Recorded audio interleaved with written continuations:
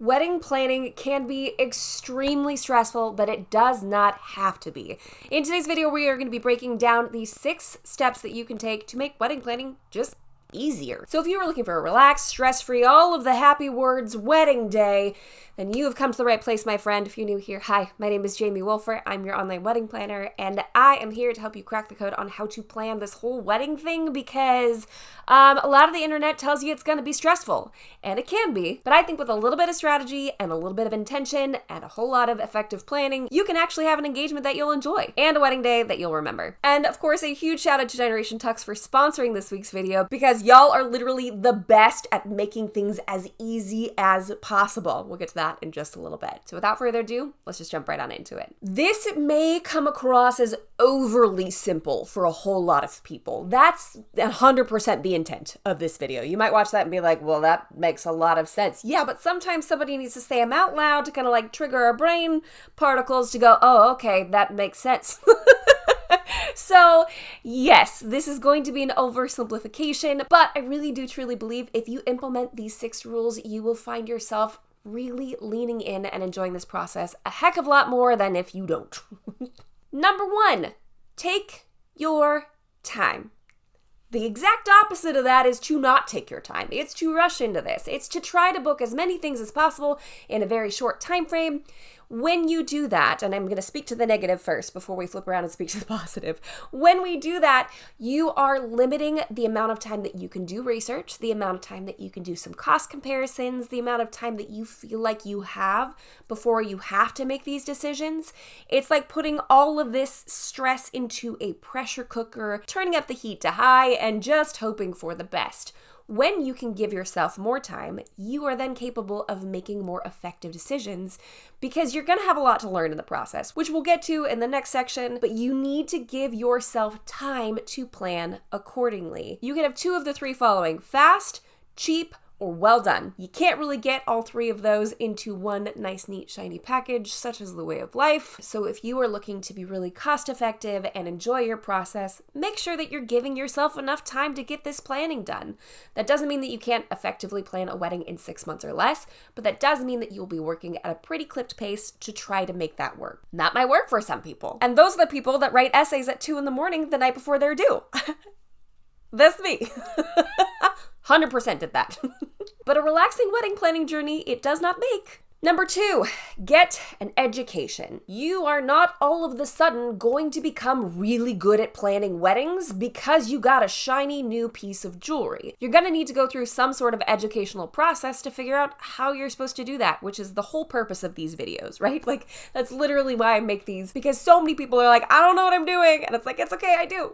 Watch this video. So I think it's really important to pick an educational platform or maybe a couple of them to go to really learn how this is supposed to go. There's things like etiquette, finances, budgeting, priorities, seating arrangements, all of these sorts of things that you are not going to be an expert on. So it would make sense and probably be a good idea to find an expert to follow and listen to their sage advice to make sure that you are empowered when making these decisions and not just doing them because you feel like you have to, but doing them with purpose and intention and feeling really good about the choices that you make. This can be, but isn't limited to, stuff like these videos. My hope is that you'll find a lot of comfort, a lot of suggestions, and a lot of pointers here. It could be a physical wedding planning binder. That might be what you go towards. Or maybe you want an online software that will help you plan. My personal favorite, of course, is going to be the one that I developed, the Master Plan, which is literally a replacement for a real life wedding planner. Like, I worked myself out of a job with that one, but it is my heart's cry to make sure that couples of all budgets are equipped and really feel like they can make great choices for their wedding day. And that's what the Master Plan is. It's to replace a wedding planner. Or if you can afford it and it's in the cards for you guys, then you can hire a professional wedding planner to guide you throughout the process as well. Number 3, get organized. This is really hard for people who are not inherently organized. I'm fully aware of that. I'm not saying you need to become like a person that owns 72 different colored highlighters and all of a sudden becomes good at spreadsheets. That's not what I'm trying to say. But there's going to be a lot of documents going back and forth, a lot of communication that needs to happen, a lot of places where you're going to need to store information. Like back in the day before digital was an option, it's a very paper-heavy event. So you're going to still need to have a place to store the digital versions of these copies.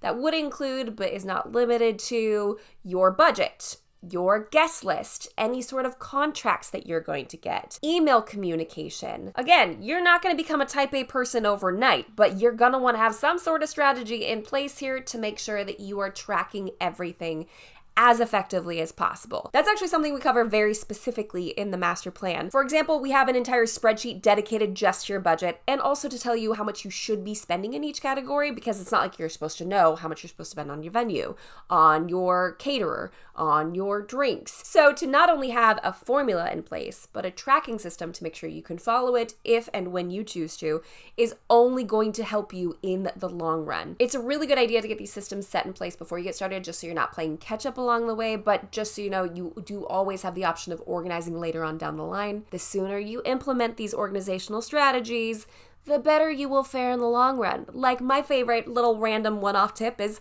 to get an email address specific for your wedding, because you will be bombarded with Bed Bath & Beyond emails for the rest of your life if it's your personal account. But it's also super convenient because it's something that both you and your fiance can access, and then you can close it out when you are finished if you so choose to. Let's see, what other things are you going to need to be organized? Your guest list, you're going to want to be able to track the people that you're inviting. Did you send them a save the date? Did you send them an invitation? How many people RSVP'd yes? You also want to make sure that that tool that you're using effectively translates over into whatever RSVP tracking tool you are using. So while you can put together your own independent spreadsheet, I highly recommend going with a professional option like the one that we have in the master plan, because the column names will line up really nicely to export it into your wedding website. I'm getting a little into the weeds on this one, but I just really want to communicate there's a lot of things that you need to keep track of. So as you're getting educated, look for these tools that you can be using and implementing. Again, the master plan is going to be the most foolproof way of getting educated and getting organized and tracking all the stuff for your wedding. In fact, over 3/4 of the people that we polled that have gone through the master plan either agree or strongly agree that it was crucial to the success of their wedding day, which is absolutely fantastic because that's the entire intent of it. Number 4, schedule time in and time out. It can be very difficult and very emotionally and timely consuming to talk about your wedding all the time. And sometimes that's fun, and sometimes that's not fun, and sometimes people want to listen, and sometimes they don't want to listen, and then there gets the emotions and the expectations that get all swirly-twirly in there, and maybe your fiance doesn't necessarily have the emotional availability to talk about it all the time. That is probably going to be a point of contention for, frankly, quite a number of you. I know it was for me. And this is something that I've actually talked about with my girlfriend, Kara, the bridal coach. She's got this incredible podcast, Whispers to a Bride, where she walks people through a lot of these emotional things that they run into while planning a wedding. And one of them is this constant bombardment, this constant stress, this constant need to talk about it, and what that can potentially do with your relationship. Now, sometimes your fiance will be totally fine with it, or sometimes your fiance would be like, I literally don't care, or I'm not invested. So being strategic with the times that you talk about it and being strategic with the times that you take to spend with one another will astronomically make this process easier. Let's be real. The whole reason you're planning this event is because you found your favorite person in the entire world. Like your favorite human above all other humans. And you are marrying them. So it's important to prioritize time with your favorite person that's not all focused on this one very big, very fun, very expensive, and potentially very stressful day. Schedule wedding dates where you'll sit down, you'll talk about wedding planning, you'll go over the budget together to whatever capacity you and your fiance choose to do. And then schedule non-wedding dates. Dates, times, pockets of life where you don't speak about it at all. For some of us, that would be a very difficult thing to do, okay? I'm not just saying that it just would come seamlessly to me. I would have to work really hard to not bring it up during our engagement. But if you can still dedicate time to investing in you two as a couple, it'll help you to stay grounded throughout this whole process. Number 5, keep it simple in everything. Things get less easy the more stuff you add on. Is this a very basic statement? Yes. Do we still somehow forget this as we're planning a wedding? Also, yes. It gets to the point where, especially with Pinterest, where you're like, well, I gotta add this. Well, I don't have a sign for that. Well, I should probably make that into a DIY. Well, if I don't have enough food options, our guests won't be satisfied with the offerings that we have, which can include, but is not limited to, decor, DIY, Drinks. No, not everything on my list starts with the letter D. Food and attire. There's so many elements of this that get very, very complicated if you add too much on. If centerpieces start to stress you out, really pare down what those look like. Instead of going with a large centerpiece, maybe go with a handful of bud vases. If you're considering food trucks for your wedding, keep it 1 food truck, not 3. I know it sounds nicer to have more offerings, but that is just creating a heavier administrative and decision-making load for you to go through. When it comes to attire for yourself, for your wedding party, it's a lot to manage everyone getting their clothes for the event. And I mean a lot. Anyone who's gone through this process will tell you the same. So keeping it as simple and as streamlined as possible will make your life astronomically easier. And this is honestly why Generation Tux is literally my favorite suit company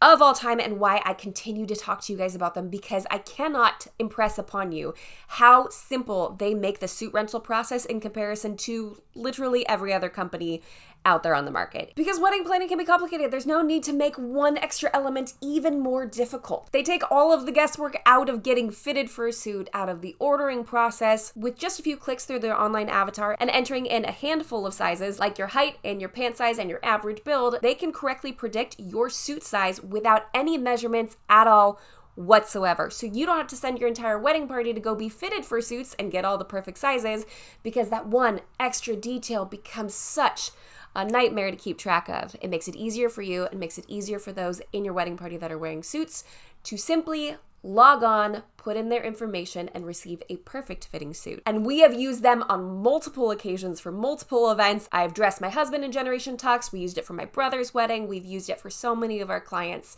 And every single time the feedback we get was, oh my goodness, that was so much more simple than I thought it was gonna be. So don't make clothing for you or your wedding party more difficult than it has to be. I'm gonna go ahead and link them right here if you'd like to check them out. I highly recommend it. You can get free swatches. If you're the wedding couple, you can get a free at-home try-on to physically put on the suit to see if you like how it feels. A whole myriad of offerings that they've got over there. Definitely recommend checking them out. Generation Tux, thank you so much for sponsoring this video and truly making at least one element of the wedding planning process that much more simple. Keep your drink offerings simple. Stick with beer and wine only. Keep it more cost-effective, less stressful, limit the amount of DIY you're doing, and at a certain point, walk away from Pinterest. Stop getting new ideas and do your best to stop comparing your event to other people's events. There comes a certain point where you're going to have to throw some blinders on and stay focused on the simple choices you have in front of you to keep the overwhelm at bay. And number 6 is be open to advice. There is something about wedding planning where we assume that all of a sudden we're going to be super good at this, right? Like, I am Martha Stewart, thank you. And that our ideas have to be radically unique. Right? Like, we cannot copy anyone else's idea. That's like plagiarism, or we're not being unique enough, or we're not throwing a cool enough event because we are not coming up with all of these ideas inherently on our own, which is honestly a little bit ridiculous, but I fell prey to it, and I know a lot of you do as well, so it's not uncommon. We have this idea of like, well, I can't use that DJ because my friend used him. In fact, I had a client literally say, I loved the DJ at my friend's wedding, but I don't feel like I can use them because my friend did. And I went, wait, what? No, that's the exact perfect opportunity to use a friend's DJ because you've seen them in action. The same idea applies for so many decisions that you make throughout your wedding planning process. Sure, there's going to be like well-meaning people in your life that are giving advice and you're like, I'm not listening to that. But if we circle back to the who are you getting educated by, where you're getting your information from, if they have advice for you, take it. Not just a friend who's like, well, here's how my wedding planning went. They might have great advice in there somewhere, but this could include, and again is not limited to, once you find a good photographer, see if they have a preferred vendors list. You don't need to go running around looking for brand new vendors in every single category.